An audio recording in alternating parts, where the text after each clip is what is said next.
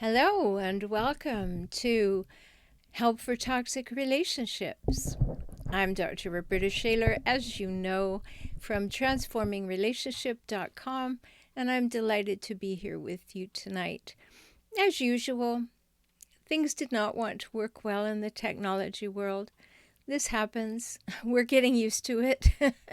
and I'm just sorry that it causes me to be a bit late sometimes. Sometimes things just, I don't know why it happens, but it does happen. So I'm glad you're here and thank you for waiting for me. It's good that you're here. And I sincerely hope that you are in this same room with me, so would you please say hello if you are, so that I know that we're in good shape, that this is actually the right spot to be.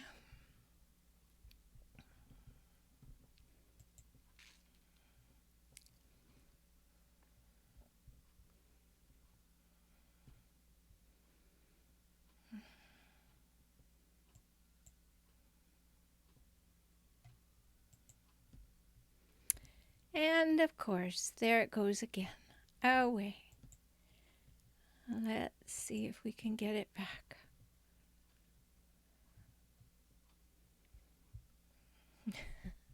I can see that it's running, and it doesn't seem to want to tell me that it's running in the right place. So, there's Megan. Good. Okay, here we go with the usual glitchy start. I'm going to rephrase that. I don't want it to be the usual one, but frequently that happens. And tonight I sat down to do the show at about 1:45, and trying to get it to run. It did not want to, but here we are. And today we're going to talk about something very, very serious. And we need to be taking this seriously, that it's happening in our world, that it is happening too frequently in our world, that it can be sneaky and sabotaging and subtle and sadistic. Because I've talked about this topic on a podcast recently. And the topic tonight is coercive control. And coercive control is a real thing. It's a term that was created by Dr. Evan Stark at Rutgers University. And it has a lot to do with how the people that I call hijackals find all these little ways to keep control over you and to manage your life or take charge of your reality or do all of the nasty things that they so love to do and so need to do to give themselves a sense of actually being in control and on top of the pile and at the lead and at the helm, and that they can do anything and they can make you do anything too. And so it's a sad thing, it's a real thing, but it does happen, and I really wanted to talk about it today. And please ask your questions, share your experiences, do whatever you would like to do. Do it in the chat so that we can see it. And you can interact with me, because that's the whole point of doing this. Not only that I can share information with you, but that you can also have access to talking with me and others about this thing. So I'm just going to give you Dr. Evan Stark's definition of coercive control to start tonight, and see if this sounds at all like a parent or a partner or a sibling or a family member or even a boss or coworker, maybe a minister, maybe the head of an organization. Does this sound like what you were experiencing, or maybe even what you were subjected to? So, coercive control, as defined by Dr. Evan Stark, is an ongoing pattern of domination. And he says that coercive control is something that men do to women, and that it rarely happens in the other direction. So we're always going to talk about it from that point of view. This is something that men do. So an ongoing pattern of domination by which male abusive partners primarily interweave repeated physical and sexual violence with intimidation, sexual degradation, isolation, and control. So even if it's not actual physical and sexual violence. It may be threatened physical and sexual violence, but the entire purpose of it is to make you afraid, to keep you intimidated, to make you feel worthless, to isolate you from other people, and to not have you be looking to anybody else but to the perpetrator for validation or for direction. And then to have you under their control is their primary aim. And when you're in that situation, that's what I call being trapped, being in the hijackal trap. And that's why I wrote the book, Escaping the Hijackal Trap. And of course, all my books are available to you on Amazon. So just look up my name and you'll find that. But in particular, you might want to look for Escaping the Hijackal Trap. Okay, so sound familiar at all? Have you ever felt dominated or isolated or controlled or intimidated? I bet you have, otherwise you wouldn't be on this call. And you may know other people who are experiencing that same phenomenon, and now you have a word group for it, coercive control. And I'm doing a lot of work about this right now, and I have big things happening in January, and I really hope you'll stay tuned and be all part of that. But we're going to work with this concept of coercive control because it needs to be in our vocabulary. We need to be able to call it for what it is, to see it for what it is, to name it for what it is, and to have everybody in our community know what it is too. Now, I'm spearheading some things on that regard, and I'll tell you all about them as they come about, and you can participate too. So what are some of these things? Well, I mentioned isolation. Hijackals love to cut you off from your friends and your family. And they do that in a variety of ways. You know, they'll prevail upon you. Aren't I enough for you? Or, you know, we should spend more time together. Or the children need you. Or we don't really need to go to your parents. We need to go to mine. And they like to isolate you. So they like to cut off your contacts and cut off your family members and cut off your work relationships because, of course, they want you home. They don't want you going out with work people afterwards, do they? So this is the beginning, cutting off your contacts to isolate you. And then they get in the way of your access to work and your access to money, another way of isolating you. So I've had situations with my clients, and I have clients in many, many countries. And if you want to be a client of mine, you can go to beaclient.com. But I've had many clients who have told me that maybe they got a new job or they had a job that they really loved, and the hijackal became really aware how much they loved that job. Or the hijackal became jealous of the fact they had new friends at work. And pretty soon the hijackal started showing up at work. And then the hijackal would delay the person from getting to work on time with the hopes that they would get fired. And then when they got fired, the hijackal would tell them what lousy people they were and how they weren't contributing to the household. And they would be angry with them about losing their job. And yet the hijackal was the one who caused them to lose their job. You have any familiarity with that? That is nasty stuff. But that is coercive control. Isolating you, cutting you off, and then blaming you for it. Nasty stuff. Or they like to ruin your reputation and your outside relationships. They like to talk smack about you or talk down about you or make up stories about you. They're not true. Or they put a spin on a story to make you look bad, even though there was no reason for you to look bad.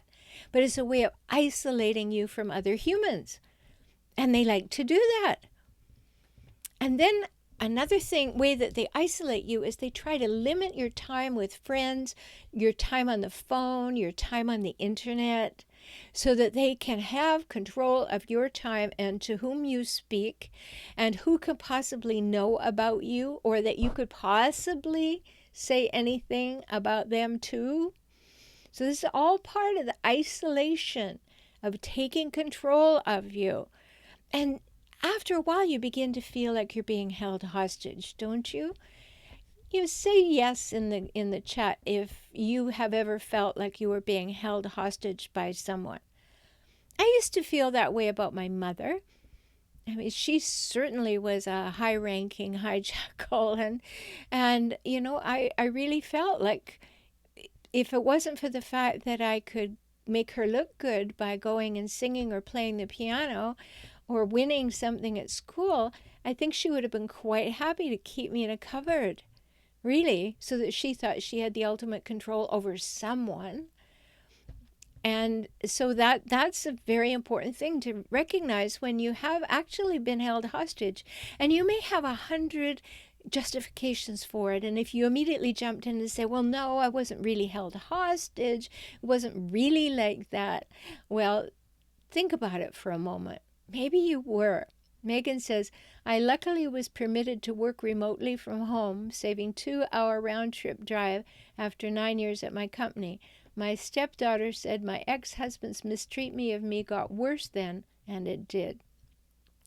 Well, here you say you were lucky to be permitted to work at home, thinking you were saving the commute time, but I bet the cost was very high in emotional debt. Because how ideal that you could work from home and then you didn't need to go anywhere and you didn't have extra interactions or an opportunity to meet anyone or be seen by anyone. And that's the kind of thing that happens. And here you think it was lucky and you found out that it was an isolation tactic, Megan. I'm sorry that that happened. Hi, Alchemy. Nice to see you there. See your name at any rate. I wish I could see everybody, but that's the kind of things that we can do in the membership area. If you ever want to become a member completely off social media on my website, just go to transformingrelationship.com and click on circles and you can become a member. The starting cost is $5 a month, so you can have direct access and not be on social media. And why do I do that? So that I can have absolute control. Nobody can lurk over there. It's not somewhere they can make a fake account. They can't do any of that like they can on Facebook. So that's why I have a safe membership site for you. Megan says, he disrupted my work arguing, then encouraged me to quit my job. Sure, take it in stages. I got a woman who's working. Now let me get that woman to work from home, and then let me engage with her and let me upset her and disrupt her, and then maybe she'll get fired and then she'll stay home. But if not, then as you say, he started encouraging you to quit your job. Ultimate control. So Megan, tell us how you got out of that situation, or what you did, or what was it that finally was the final straw for you when you finally kind of woke up and smelled the herbal tea and said, hey, this is not okay with me. It is not okay on any level. So I've covered the part about they like to isolate you as part of coercive control. We're going to use that word a lot. Coercively controlling and coercive control. So we'll be talking about that in subsequent episodes. So keep that in mind. It's a real thing. And then they love to micromanage your everyday life. What you wear. They make comments about your hair. They make comments if you do your hair. They make comments if you don't do your hair. If you look your best, they ask you who you're trying to do that for, because then they become jealous. If you're not looking your best, if you're just trying to pass under the radar so they won't comment on you, then they tell you that you're not making an effort and you don't care about them and you don't care about yourself, and all kinds of other things that I won't mention that are kind of nasty. And you can't win. You absolutely can't win. And then they like to tell you, what you should cook and how you should manage the money and what foods you should buy and what you shouldn't do and whether you're good at it or you're not good at it and how you should speak to the children or if you should speak to the children. They will try to micromanage every aspect of your life. Oh, Megan answered the question. She said, I did not quit. Yay! Then maybe you quit the guy. Maybe that was the better thing to quit. So this micromanaging, does that ring a bell? They want to know where you're going, when you'll be back, who are you going with, how long will it take, do you really need to go, why are you going, can you miss it, would it really make any difference, aren't they more important than what you're doing right now? I mean, all of those things are things that you have heard if you've ever been with a hijackal. because they are looking for that control over you and they want to coerce you into doing it their way. Hence, coercive control. Oh, and they like to have rules, don't they? They like to have rules for the household, and they like to have the way we do it, meaning the way the hijackal does it. Now, coercive control is defined as a male thing, but control, male or female, no matter a male or female hijackal wants control. So that's what's going to happen. They like to set rules. And they also like things that have rules. Now, you might not be happy to hear this, but it's important to note that many times a hijackal will insinuate themselves into some kind of spiritual organization to get some power. And we all know how much they like to put on the public picture of perfection. So they will do that at church or in some spiritual gathering, and everybody will think they're wonderful. And then they will use spiritual principles to make you wrong. It's not that they're living the spiritual principles. They're using the spiritual principles to have power over other people and make them wrong or small. And they love to do that. So they will micromanage in that arena. They love the rules. It's not that they live by them, but they want to force you to live by them and make you wrong if you don't. Ring any bells? That happens a lot. And then we come to manipulation. That's a big part of coercive control. They manipulate. They twist your words. I hear that a lot. And if you've ever been with one, you've had your words twisted a lot. Maybe just 6 degrees off what was real, but they twist it. And then if you don't complain because it's not really worth fighting over 6 degrees, then they'll go 12 degrees. And pretty soon the story is 180 degrees from how it actually happened. And now it's all your fault. And that's the way they twist. And that's a form of manipulation. Also, they lie.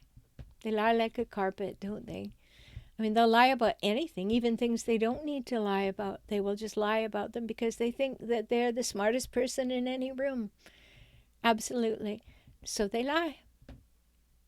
And isn't it questionable? Why do they lie when they don't have to? There's nothing really anything to gain, but they do it. It's because it's who they are. Oh, and then we get to that nasty part, how they use control, that withholding their attention, withholding what you want, even going so far as withholding their voice, the silent treatment. Oh, they like to use it because it's the ultimate power over you. You know what's interesting? Babies only have 2 ways that they can have control of their environment. They can either refuse to open their mouth, or they can refuse to poop. And, hijackals are pretty much the same. They will close their mouths, and they will refuse to talk to you. We'll leave the other end for a later time, but they will just do that. And what they want is for you to say, it must be my fault. I must have done something terrible. What do I need to apologize for? Oh, now I'm beginning to feel really alone and left, and I'm feeling worse and worse, and the situation's getting more and more dire. So eventually you end up apologizing for things you never did. Maybe even begging the person to speak to you. Now, the best way to meet with the silent treatment is to just wait, talk yourself, and not make any remarks about their silent treatment. Just be your open self and don't make any difference in the way you are while they go about their silent treatment. Yeah, it drives them a little bit crazy, but that's all right. What they want is the ultimate control over you so that you start begging for their attention. And when you don't do that, that tactic fails. So that's important. But one thing that they do is that they will do this withholding of their attention or themselves or their words or interaction or communication. And so they will do the silent treatment. That's a way of coercively controlling you into doing what they want.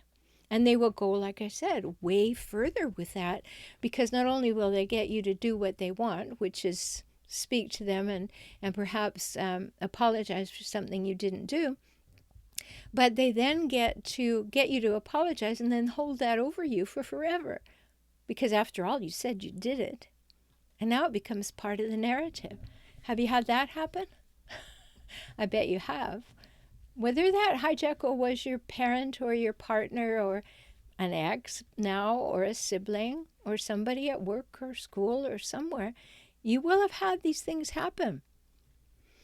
And I've done lots of talking about gaslighting and mind games. So of course that's part of this ugly mix of coercive control. Because they want to define your reality for you. They want to tell you how it is from their point of view and then make their point of view your point of view and rob you of your right to perceive reality as you perceive it. Because that's the ultimate control, isn't it? See life the way I see it, or you're scum. Or you're terribly defective. Or there's something terribly wrong with you. Because if you had it together, you'd see it as I see it. And that's hijackal stuff. That's hijackal hijinks. And they like the economic abuse too, as I said earlier. They'll withhold money from you. I remember one client who told me that every week her hijackal husband, now ex, would give her just a little less household money. And he knew it wasn't enough to take care of her and him and 2 teenagers, but he would do it. And then when she would say, I need more money, he'd say, you are a bad manager. You should be able to make it work. And she'd say, well, I can't do it. And he'd say, well, then it's your fault. Go and ask your family for money or food, because it's all your fault. You can't manage on the money that I give you. And that's a horrible way of controlling, by withholding money and withholding not only the money, but then saying it's your fault that you can't make do with what you have. That's ultimate coercive control. Particularly, hijackals like to do that when they have made this wonderful agreement with you that, I think it would be best if you stayed home now that we have children. They got you out of the workplace, got you at home, which sounded ideal, sounded wonderful, sounded rational, and in most cases it would be.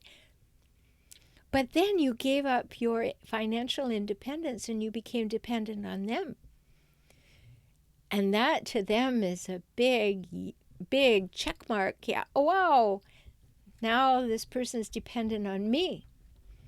And that person's at home and they're isolated more. And that gives me more room to maneuver and to manipulate. Do you see how this is all under the rubric of coercive control?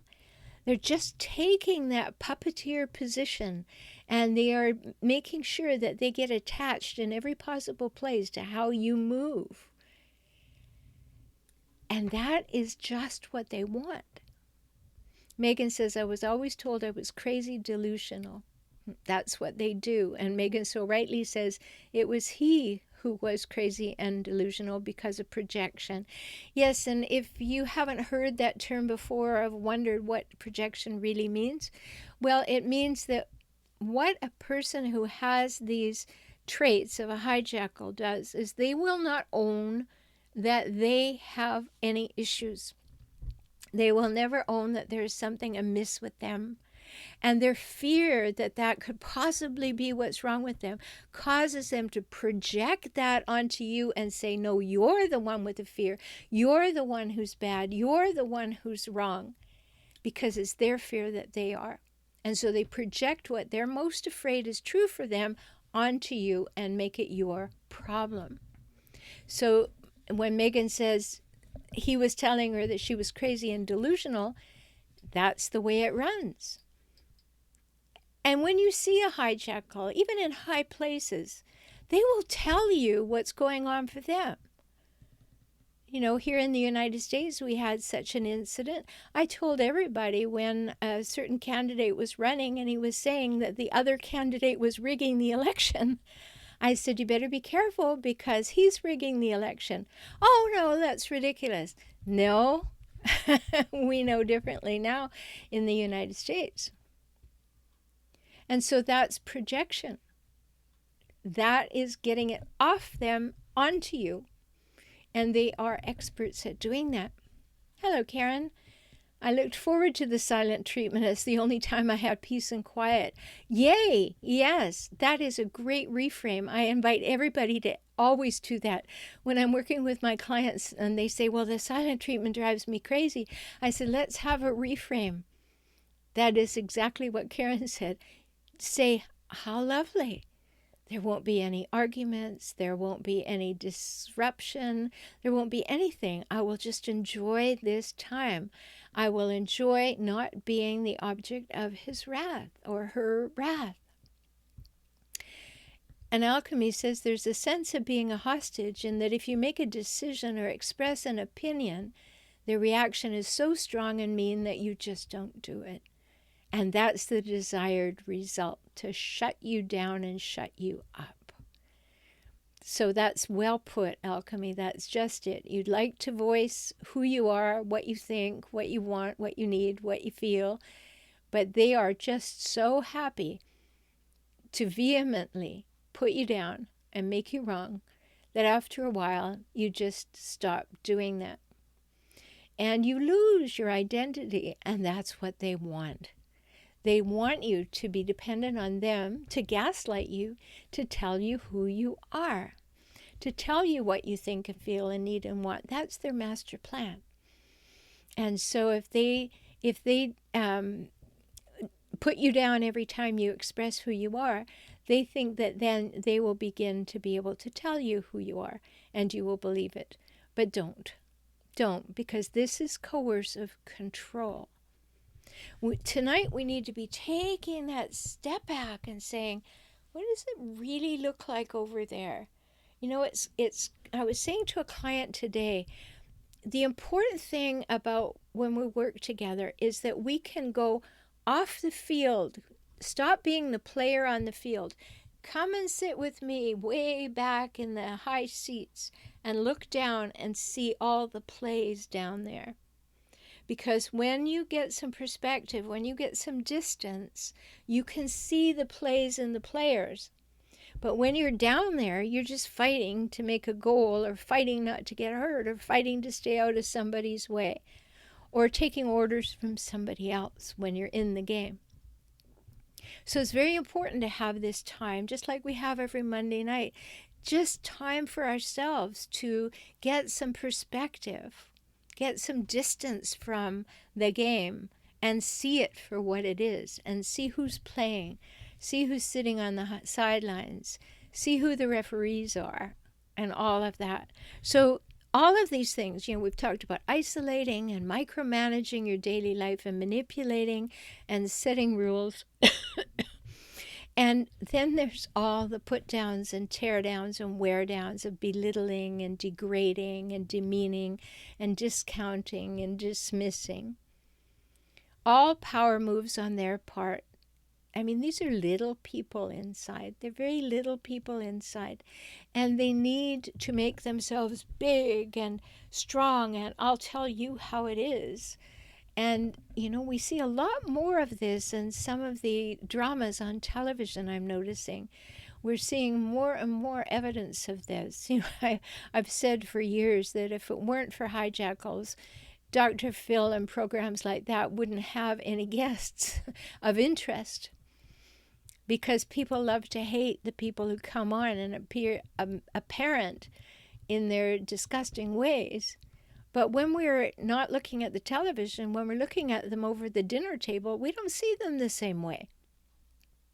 So that's what tonight is about. So Megan says, identifying the maneuvers became crucial. It is. Good for you. I started reading your website on passive aggression, learn how to fight back by not reacting. Yes, exactly. Exactly.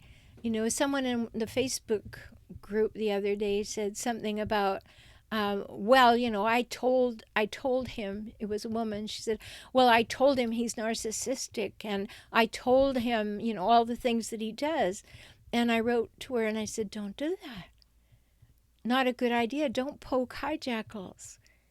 Don't diagnose hijackals. Don't tell them what you know about them. Act. Observe them. Watch their behavior. Don't catch their behavior. Don't be like them. Just watch and observe and go, yeah, that's right. All these things on the coercive control list that I just heard are happening in some degree in my house. And my children are watching. I really need to think about that a lot. Because your children are going to emulate what they're seeing and hearing. So it's very important for you to be very clear about what's okay for your children to see and hear and for how long. And they're watching you too. So when you start to change your behaviors, you start to enjoy the peace of the silent treatment rather than rolling your eyes. Just have better time with your kids while they're giving you the silent treatment. Things start to shift and your children see options of behavior, and that becomes very important. So just one other thing I want to talk about in coercive control before I'll happily answer your questions, so please put them in the stream. But just one more thing, and that's the control that hijackals like to exert by going through the children. They like to control you by going through the children. So they will threaten to do something or take something away from the children or not do something promised or whatever unless you behave in a certain way. So they threaten the children if you don't comply. Ever had that happen? They may not threaten the children directly, but they'll make a threat to you that will be negative to the children. And the idea is you're in charge now. If you do what I want, then the children won't suffer. But if you don't do what I want, the children will suffer, and it will be your fault.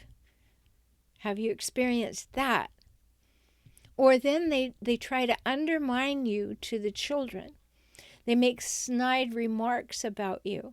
They call you demeaning names in front of the children, and then they try to get the children to agree. See, these are forms of coercive control. Controlling you through your children is a form of coercive control. And of course, parental alienation is another form of controlling you through the children. They threaten to take the children away if you're co-parenting. They threaten all kinds of things. They threaten you, and then they go to court and say the opposite. You probably have experienced that too if you've been to court, because that's the way it rolls. So all of these things fall into the category of coercive control. And in some countries, in particular 5 countries in Europe, I know for sure Ireland and Scotland have this in law now, that people can go to jail. They can be charged with coercive control. So all that I've been talking with you about documentation and how important that is, and how you call the police when sexual or physical abuse is perpetrated or threatened. That's why all these things are important, because they make a pattern, and that pattern can be seen in court. Now, I know there are places that do not do what they ought to do. And that's part of what I'm working on for next year, is helping law enforcement see these things. But it's very important for you to keep the documentation, whether they're mean to the children, whether they lie to the children, all of those things documented, because we are working, many of us are working to get this idea of coercive control into the courts everywhere, into law everywhere, because it is this ongoing, subtle, sneaky, sabotaging, sadistic way of being that accumulates. And one of the reasons that coercive control is spoken of as perpetrated by men on women generally is because it will end in violence. And one of the reasons that women end up killing their husbands is because of coercive control. They just come to the end of their tether, and nobody is seeing the buildup of all these small things, small things, small things, daily things, and eventually they just snap.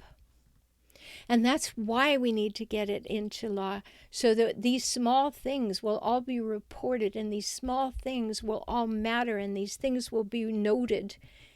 And instead of being seen as frivolous complaints or there she goes again, it will be, wow, this has got to be happening. It's happening over and over and over. So there's work to be done at that level. And I'm certainly going to take that on, and I hope to speak to as many groups as I possibly can. If you know of any, or you know conferences that are coming up or whatever, please think of me and suggest me to the organizers. We need to talk about this kind of thing because it is very important. Now, I don't see any questions here. Are there any comments, any further things that you want to discuss about coercive control or anything else? Because this is our time together and we have a few minutes left, and I'm happy to answer your questions. You know, when I was making the podcast a couple of weeks ago on coercive control, I thought I really want to tell you about it in case you didn't already hear it. But you can go to SaveYourSanityPodcast.com, SaveYourSanityPodcast.com, and subscribe there, and you will get all of my podcasts. But you can find the one on coercive control. It was just a couple of weeks ago. Last week I did one on narcissistic victim syndrome.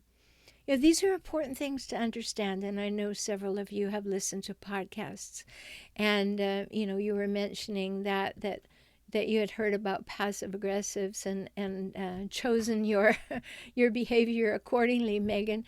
And I'm so glad, because that's why I do these things. I have two podcasts, SaveYourSanityPodcast.com and EmotionalSavvy.com, where I interview guests. All that's just sitting there waiting for you, and I do it every week. So there's lots to listen to. If something's on your mind, you can go back and look it up and say, is there anything on this? And then go to Transforming Relationship and have a look at all the writing that's there, all the articles and things, or all the places I've been interviewed. So other people have asked great questions, and so you'll hear different takes on things.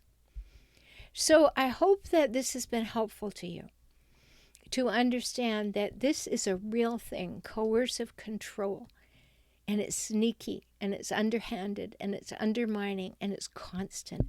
It's just at you. It's like water torture. It's just water dripping on your head all the time, and it may not seem much, but it drives you crazy, and eventually it wears a hole in your head.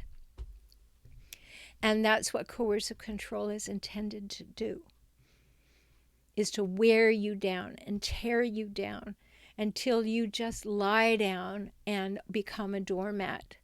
And even then, there will be somebody's heel trying to grind you into the muck. And then you try and go to court, and that's a whole other thing. And I'm going to be doing some live streams on the court experience and the attorney experience too. But know that you can put in your comments underneath this video at any time. If there's a topic you want me to bring up, I'm happy to hear exactly what you'd like me to talk about, something that you would like to hear about that would be helpful to you.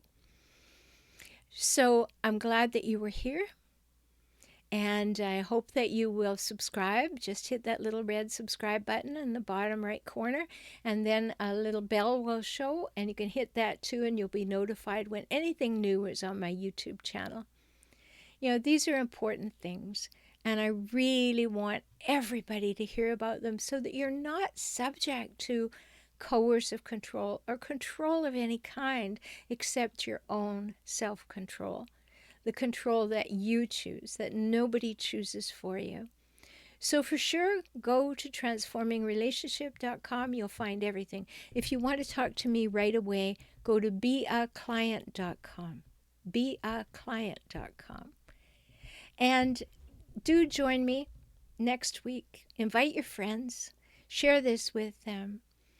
Hello, Julie. She says, thank you for shedding understanding of my life circumstances. I'm not crazy after all. No, you're not. But being with a hijackal, Julie, is crazy making. And that's their intention. So I'm so glad that you were here with me. Go to the podcast, saveyoursanity.podcast.com, and emotional